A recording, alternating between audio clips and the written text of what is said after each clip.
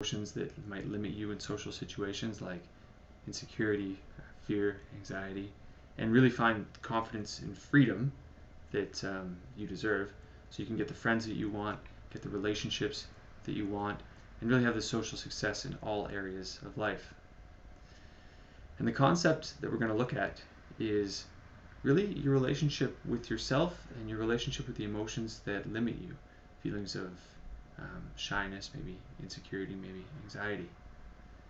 Now, everyone's trying to click away from this video immediately, and you're welcome to do so, but before you go, I want to give you a fair warning that this is one of the most fundamental keys to transforming your social life, to getting the friends you want to make, to finding the social success that you want at work, to getting invited out to more social gatherings and meeting the types of people you want to meet. If you can transform your relationship with yourself, it's absolutely fundamental to getting all these other things.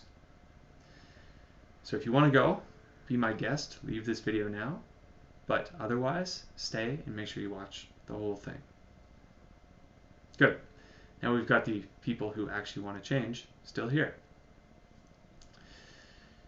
So the relationship that we have with ourselves and with our emotions. Now, before we talk about the proper relationship we should have, first let's look at how most people treat themselves and their emotions. Well, if they're in a situation where they feel a limiting emotion come up, like a first date, or they're at a party with people they don't know and they feel anxious, what most people try to do is they try to get away as fast as they can. They try to push the emotion down and almost ignore that it's there and just look the other direction. They'll grab their telephone and start texting. They'll hop on their computer and start, Googling things. They'll turn on the television to distract themselves. Anything to take their attention away from this emotion, to just get away from it. But that doesn't work. It actually makes the emotions more entrenched and more powerful. An analogy to think of is this. If there's a bear in the woods and the bear is really angry, he's growling at us, we can get away. We can turn and run the other direction. It doesn't work the same with emotions. If an emotion comes, we can't get away because the emotion comes right along with us. It's always there inside us. And when we try to get away from an emotion, what happens is we get anxious because we're anxious. Oh my God, I feel anxiety. I'm feeling nervous. I gotta get away. I gotta turn on the television. And this just builds the anxiety, builds the nervousness. We become nervous because we're nervous. And this doesn't work. It entrenches the emotions. So, what's the proper way to engage with these emotions when they come? I want to tell you that you already know what the proper way is, and you've been doing it your entire life in different areas, maybe not with yourself, but you've been doing it. And I'll use an example to illustrate this.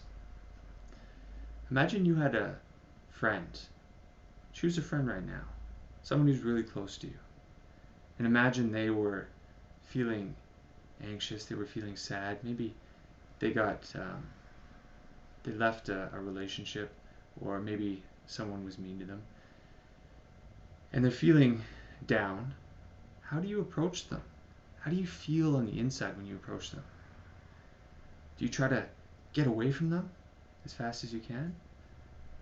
Or do you approach them with kindness? Do you approach them with compassion? Do you approach them with love? Which one of these things works? We don't try to take our great friends and stick them in closets when they feel, a little bit anxious or insecure. We'll put them in a closet and say, okay, I'm not going to talk to you or look at you until you're feeling better. That doesn't work. It makes the situation worse. What we do is we approach them with kindness, with caring, with compassion, and we say, everything's okay. You're just all right as it is. Everything's, fine. You're going to be fine. We don't try to change them. But what's magic is that it's from this ground that change begins to happen. When we approach people with this kindness and this caring, a little smile lights up on their face. And they begin to see that, everything actually is all right. And change just begins to happen on its own accord. This is the exact same thing with ourselves. The exact same thing. If we feel feelings of anxiety or nervousness or fear in social situations when we're around other people, if we try to get away from them, it's like taking our good friend and trying to put him in a closet and saying, I'm not going to talk to you until you're feeling better. Feel better in that closet. Just get away right now. No, it doesn't work. It doesn't work. What we need to do is look towards ourselves with the same kindness, the same intention, the same gentleness that we'd approach one of our close friends. And when we look towards ourselves, we want the attitude that it's okay. Everything's okay. You don't need to change right now. Feeling this emotion is okay. And what we'll find is that when we really are able to do this, and we take time, and we really let an emotion be okay within us, then it might begin to change on its own. Or we might see what's sustaining it, what's causing it, and then we can begin to transform it. And when we shift this relationship towards ourselves on a deep level, it has a profound impact on everything else because it's a foundation. When we shift this relationship towards ourselves, all of a sudden we feel a lot more confident, a lot more free in social situations. We're able to make the friends we want to make, enter the relationships we want to get into, and really enjoy being around other people and interacting with them. So we can live a rich and fulfilling life as a result. So take these analogies that I've talked about in this video and put them in your back pocket.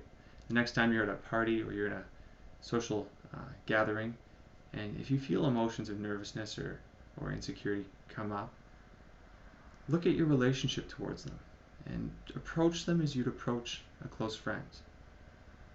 And see if that makes a difference for you.